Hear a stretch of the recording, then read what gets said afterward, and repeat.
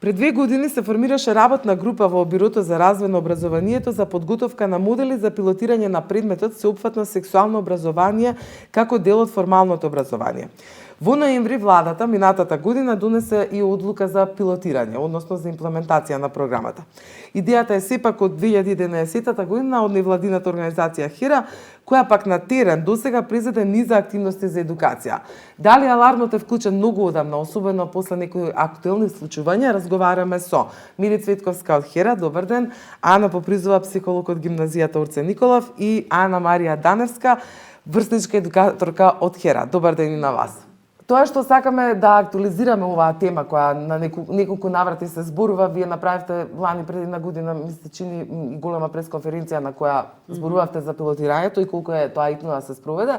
Веќе итноста и алармот е вклучен дотаму да не е за утре, туку е за вчера.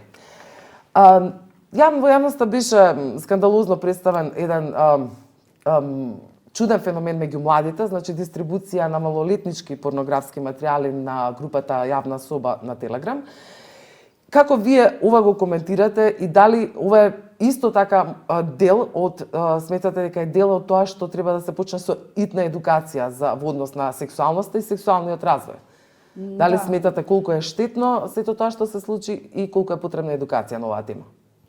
Несомнено, да, ние тоа го пишавме и во соопштенијата, нормално имавме реакција веднаш откако дознавме за Јавна соба.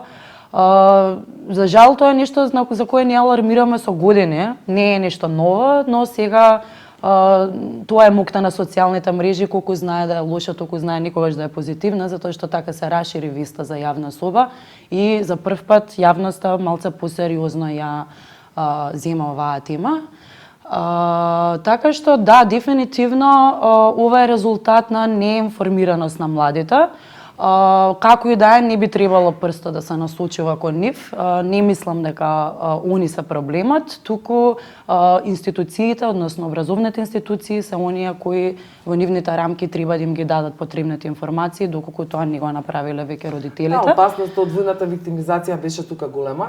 Да, тоа е целата работа што пак ова се раскажува колку и ние да имаме добра намера, пак некако фокусот ни е на младите, на жртвите, не правиме муабет кој го прави тоа, како може тоа да се санкционира, односно како може тоа да се превенира за виднина да нема такви ситуации. Се разбира дека едукацијата е секогаш според мене најважниот момент во едно општество за истото да нема вакви ситуации. Мислам дека сеопфатното сексуално образование е веќе не само што имаме, конечно сме пред вратата на пилотирањето, туку е нешто што веќе долго време се бари од страна на родителите и од страна на професорите. За децата да не зборувам, они беа првите кои посака да... податок дека вашите анкети за тоа како било пред 2 или 3 години кога родителите колку биле расположени за воведување на ССО во или формалното образование, дека многу подигнат тој процент. Да, подигнат е процентот и тоа го каже нашето истражување кое го направивме во 2019 година, каде што над 800 испитаници и родители беа прашани за тоа колку ги прифаќаат темите кои ги опфаќа сеопфатно сексуално образование, компонентите, тоа се 7. Ке се вратиме на деталите околу тоа. Би сакала само да го слушнам размислувањето на психологот Попризова. Вие сте во една гимназија која важи за една посилните во Скопје. Предпоставувам дека вие бевте информирани за случајот Јавна соба. Како вие го коментирате ова и колку вие како психолог сметате дека ваквите ситуации може да доведат до некоја погрешна перспектива во развојот и на сексуалното здраве, психофизичко здраве на младите, особено или кај средношколците? Дали имавте некои сознанија, можеби пред овој скандал да излезе во јавноста, дали имавте сознанија дека такво нешто се случува меѓу младите? Видете, значи од овој во ваков обем до сега не сме имале сознанија како училишта, меѓутоа дека постојано има групи во социјалните медиуми, дека во тие групи најчесто не се вклучени возрастни и дека постои голем процент на сајбер насилство на тие групи, тоа ние го знаеме и мислам дека е познато во јавноста. Она што јас би рекла, ова е еден ефект на нашата државна политика за воведување на компјутер. Нели имавме ние и проекти компјутер за секое дете, каде што тенденцијата беше да биде застапена компјутерската технологија, да децата бидат компјутерски писмени, наставниците да се користат тие методи. Меѓутоа, паралелно со тоа изостана делот на едукација и развивање на свесноста за паметно користење на социјалните мрежи, односно ние не работевме на сензибилизација на учениците и на наставниците за границите, за опасностите од примената на технологијата, и тоа сега ни се враќа во вакви форми. Ние не сме подготвени како училишта, немаме законска регулатива разработена во вакви случаи што да се прави, и останува дека ова за мене е аларм колку треба да работиме во насока на развивање на свесноста и кај учениците, и кај родителите, и кај наставниците, и општо во општеството за тоа што значи социјална мрежа, кои се границите на примена и како да ја користам, затоа што јас не негирам дека социјалните мрежи се исклучително значајни за младите. Тие комуницираат, се изразуваат преку социјални мрежи, учат, откриваат нонстоп нови светови, нови информации. И сега, знаете, има една тенденција, сега ќе ги забраниме мобилните, ќе ги затвориме мрежите. Апсолутно мислам дека тоа не е реално. Со такви санкции дека нема да се постигне и дека во сега многу родители што се контролирачки родители им ги одземаат телефоните, па во училишта се воведува некористење и така натаму. Тоа не е реално дека ќе профункционира. Она што е битно е свесноста дека сега, ако вие му го одземете тој можноста на младиот човек да комуницира преку социјални мрежи, на некој начин тоа е веќе и некаква социјална дискриминација. Вие му го ограничувате, го изолирате сопственото дете да го нема пристапот, што за мене ќе остава друг тип на последици после врз младите. Значи, со контрола нема да има ефект, тоа стојам за тоа и никогаш не сум за такви модели. Напротив, мислам дека ова е добар начин сега преку вакви емисии, преку воведување и на овие програми за сексуално сеопфатно образование, бидејќи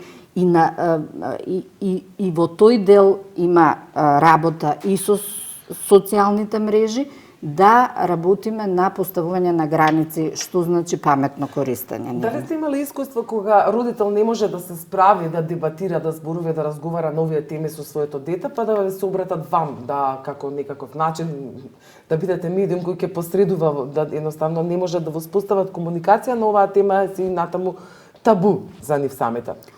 Видете сега, значи, ако зборуваме за сексуално сеопфатно образование, јас морам да констатирам дека ние сме традиционална заедница и многу малку родители успеваат да разговараат на соодветен начин со децата. Или се тоа негирање, или се прикривања, или се, не знам, значи не во насока во која што би значило прифаќање на состојбата, разговарање отворено и така натаму. Ако нешто поддржувам сите овие години е програмата на HERA, бидејќи навистина сум уверена во позитивните ефекти и сега се надевам дека ќе успееме да добие некаква да кажам, структурна рамка и верувам дека ова навистина еден позначаен чекор, една позначајна реформа, ако можам да кажам, во образованието и дека ќе има ефекти. Друго ни останува исто полето на тој зависност од социјалните мрежи, што ако велите... Па тоа сакав да ве запрашам феноменолошки, ако го изолираме сега моментот со јавна соба, дека тоа е опасно и дека постоеше можност за злоупотреба, нели вклучени се тука и возрастни луѓе, како што дознавме. Што е тоа според вас кај овие малолетници кои ете, дали самите се тие фотографии ги дистрибуираат така натаму, дали е тоа дека потреба од некаква либералност, како вие тоа феноменолошки го објаснувате како психолог? Или сметаат дека тоа некој преземен модел сите го прават, па и ние ќе го правиме, нема ништо страшно. Нели некои праве паралела со тоа дека порано тоа не било на тој начин, па имало некакви списанија, да кажеме, порнографски, па некој сакал да ги гледа и така натаму, дека ова може би само еден модерен израз на целото тоа, да се пресрамат или да тоа чувство на срам да го надминат. Значи, ве прашувам како психолог како го објаснувате? Видете се, значи поран две работи се значени. Едно е потребата за имитирање, значи се покажа дека и јавна соба и ова со гладиаторските борби и она претходно што имаше пред неколку месеци демолирање на училишен инвентар. Се тоа модели преземени преку тие јутјубери, инфлуенсери или како веќе блогери, влогери, кои што практично нашите деца ги гледаат. Ние и тоа сакам да апелирам дека јавните креатори на јавното мислење на младите денес се токму тие јутјубери, инфлуенсери, блогери, влогери,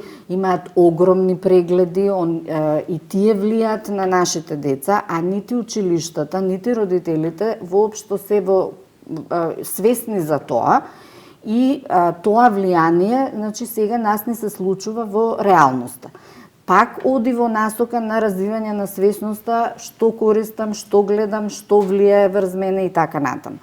Другата работа е дека коренот на ова што е јавна соба е родово заснованото насилство. И ние сме општество каде што е тоа присутно во сите форми и во реалниот живот и сега ни се прелеа во сајбер просторот.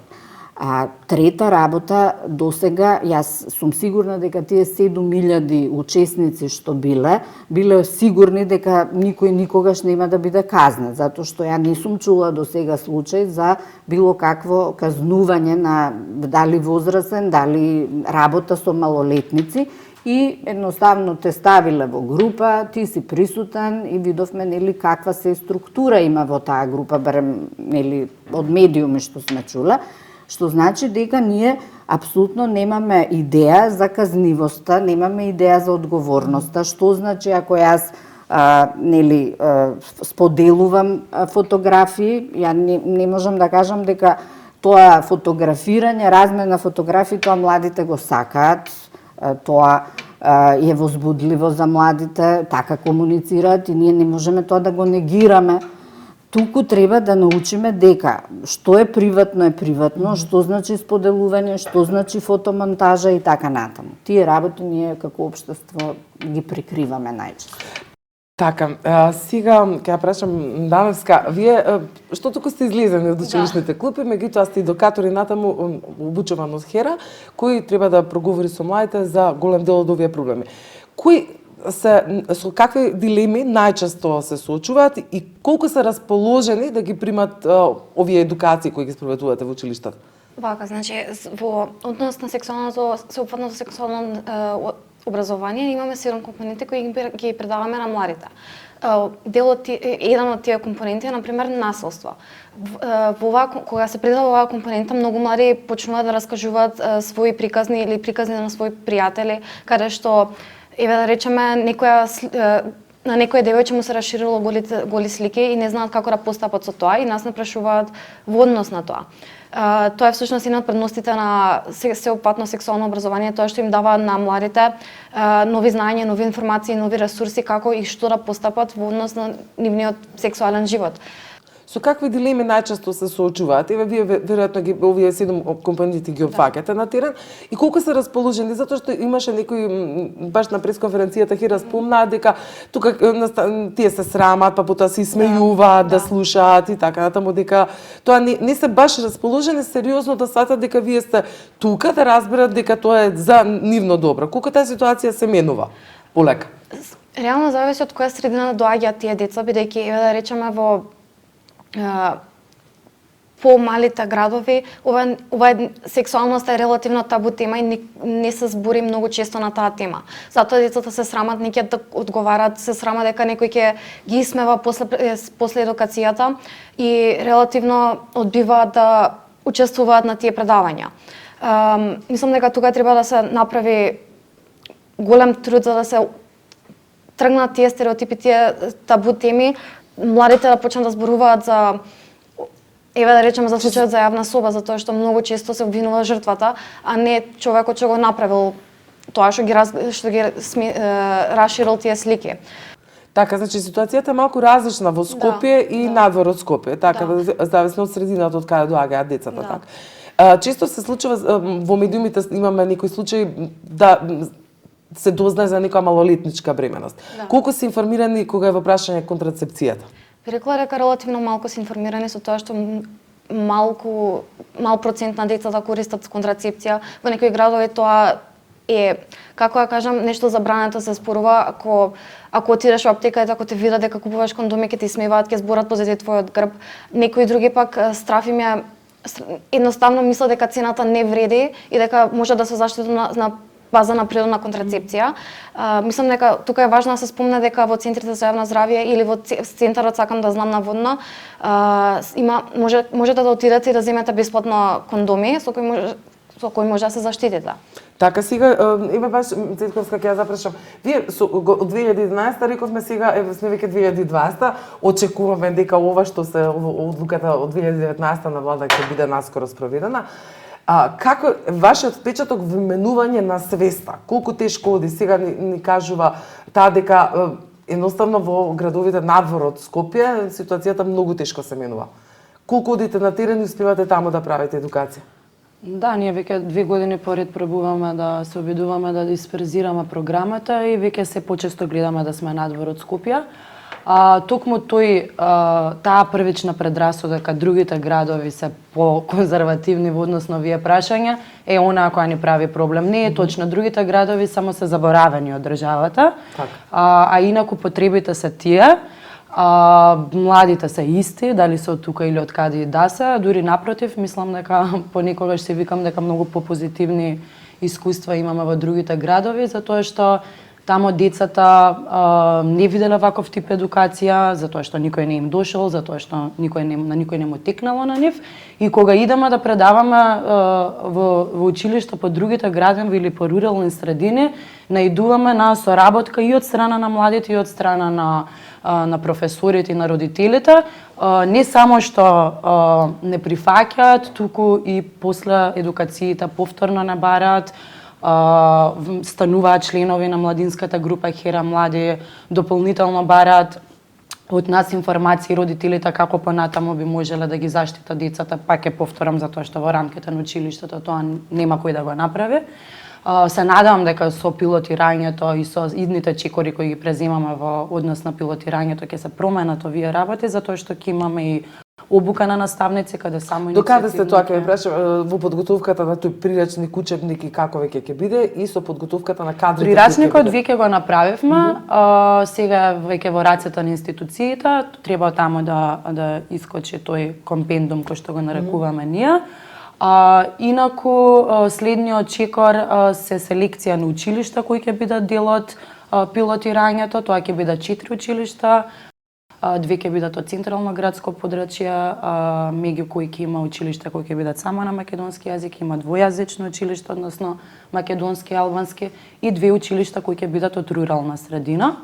Во училиштата ќе предаваат професори кои пак ќе потенцирам само иницијативно се пријавиле да бидат дел од програмава, затоа што не секој може да се бави со овие теми, пред се треба оној кој ќе им го предава сеопфатното сексуално образование на младите да биде навистина сензибилизиран со темите, да нема предрасуда. Какви кадри ќе бидат во прашање? Не е важен профилот, може да биде професорка од физичко, по физичко може да биде биологија, важно е да навистина да го сакува, важно е да помине обуката која ќе биде во јуни и ќе организира Хера во соработка со Биро за развој и Министерство за образование.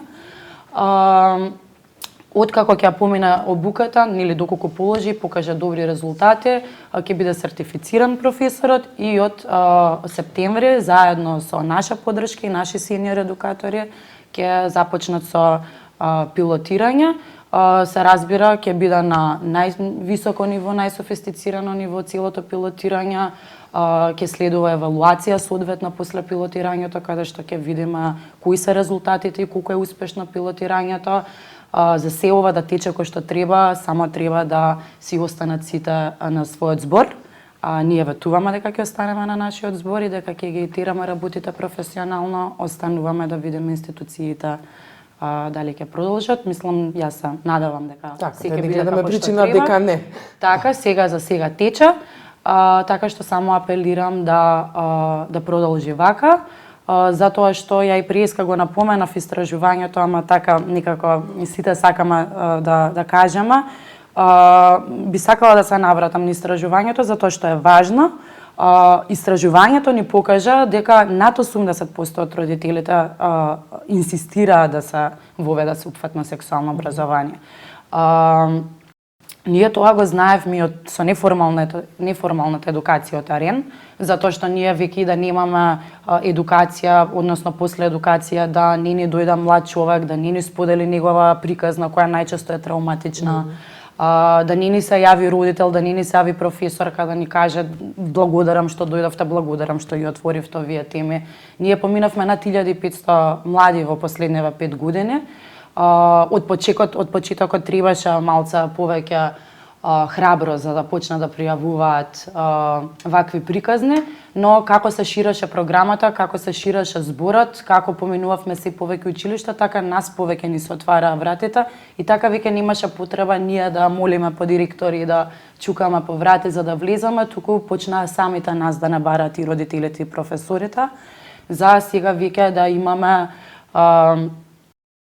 една цела дата база од различни приказни, професори, училишта, деца кои поминале сеопфатно сексуално образование, деца кои допрва сакаат да поминат сексуално образование, ама не ние секогаш имаме капацитет и ресурси да ги поминаме сите училишта во државава.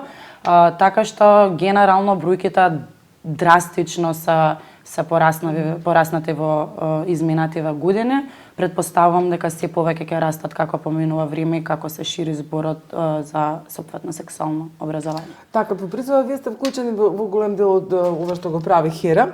Меѓутоа, повторно ќе ве прашам како психолог во училиштето каде што работите, колку се променети нештата низ годините, сигурно можете да направите разлика колку тој сајбер простор почна да ги обзема младите како што зборувавте за тоа и тоа што се прифаќаат сите тие влијанија кои доаѓаат од таму. Со кои проблеми најчесто сметате дека биле недоволно емотивно подготвени да ги примат како информации, каде влетуваат, што може најчести делими да им создаде, значи кога е во прашање сексуалниот развој, зборам само за влијанието врз нивната психа и на тамошен развој, нели за цел тој погрешен впечаток на нештата кои не се баш такви. Ви се обратиле ли вам или можеби го манифестираат, можеби насилството е некогаш фрустрација од која некаква нереализираност или погрешно, условно кажано, застранување во сексуалниот развој може да се манифестира во форма на насилство? Ве прашувам како психолог, значи може би фрустрација, како што и овие некои фрапантни податоци кои ги слушнавме, а ги извади Хелсинскиот комитет за човекови права на ЮДО на маршот, дека голем е булингот меѓу децата, каде што има големо неприфаќање за оние кои се истородово сексуално ориентирани. Едноставно, нели, сега кога ни се надуват толку многу информации, зарем е можно уште да е токав голем процентот и овие деца размислуваат дури за самоубиство. Каков е вашиот коментар? Видете, значи, оно што е нормално во период на средно училиште да се направат првите врски, првите релации и сето тоа сега ги става младите пред тој еден предизвик на откривање на себе си, собствената сексуалност, релации, се они што сакаат многу токсични релации, така натаму младите кај мене такви теми ги интересираат. И сите тие прашања ние како воспитно-образовни институции многу малку ги дискутираме. При тоа, значи, едно цело поле на интерес на младите, училиштето не го покрива. Родителите не знам колку, дај Боже, нели, да го покриваат, меѓутоа не верувам. Останува да они меѓу себе разменуваат, споделуваат и си бидат системна подршка колку можат. И ефектите се такви какви што се. Секако дека делот и насилството врзано со, нели, и социјални мрежи и општо во училиштата е насочено токму кон најмаргинализираните групи, затоа што притисокот врз нив е најголем, почнувајќи од врсниците, па да не негираме дека и голем број наставници имаат и самите лични предрасуди во однос на прифаќањето на и децата од ЛГБТ заедницата, посебни потреби, децата од дисфункционални семејства, од мислам сите деца што ние ги нарекуваме ранлива категорија на деца, многу се повеќе изложени на тој социјален притисок и од врсниците и од возрастните, а имаат сите помалце капацитети за подршка и помалце ресурси на подршка отколку сите останат.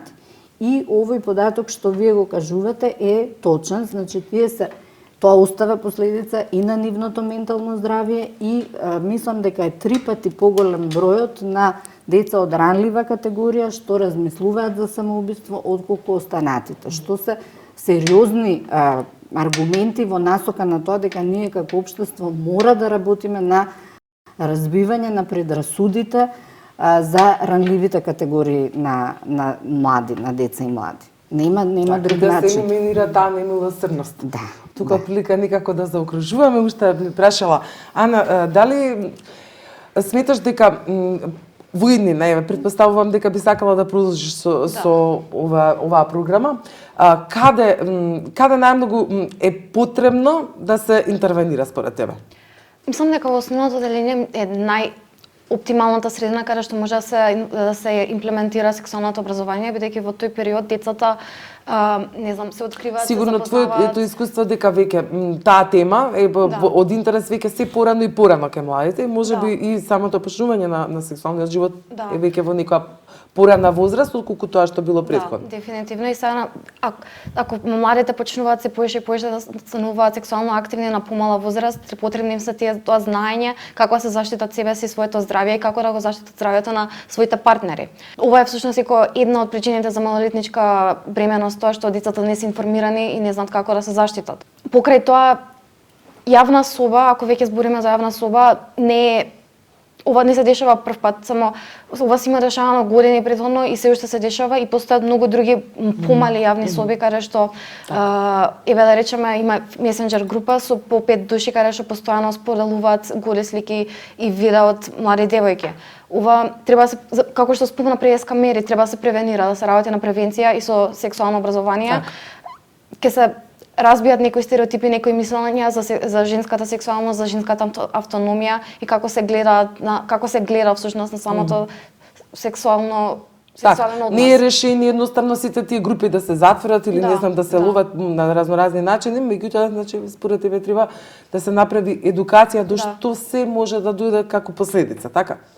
Медицинско да се надеваме дека многу брзо програмата ќе биде имплементирана, ќе се најде таму од септември и дека навистина тие обиди да зборуваме за ова јасно и гласно некако ќе ги превенираат ситуацијата и вие како што рековте дека не е решението нели да се направи некаков кат и претпоставам дека со тоа некако апелират и до родителите дека не треба да бидат малку похрабри да разговараат на темите отколку дека ништо со забрани нема да се реши. Ке имаат сега можност родителите, ете, сакам тоа да го напоменам, од септември предметот патем ќе биде изборен, пилот програмата Сепфатно сексуално образование и децата ќе може да се го одберат во рамките на училиштата. Секако ќе им треба дозвола од родителот, Децата не се сомневам дека ќе бидат мотивирани и ќе сакаат да го одберат предметот, така што ова повеќе е апел до родителите, патем и целата кампања ни беше за родителите. Информацијата значи здрави училиштето е вистинското место за сексуална писменост. Така што еве сакам да искористам приликава и да им кажам на родителите кога веќе самите резултати покажуваат дека сакаат да се воведе ССО на клупа, дека љубовта не се зборува само после часовите. Ета, или дека не се збора после часовите, или па кога веќе набара да тираме со неформално образование по викенд центрите и во училиштата, еве им прилика ова да биде под капата на формалното образование и да ги мотивираат и да им дозволат на своите деца да го изберат ССО, да им биде нивен избран предмет од септември. Во школите каде што ќе може тоа да се направи. Се надевам дека и ние со овој разговор придонесовме малку во подигнување. Да, и ви благодарам за тоа. Многу ви благодарам за гостувањето. Ви благодарам и на вас.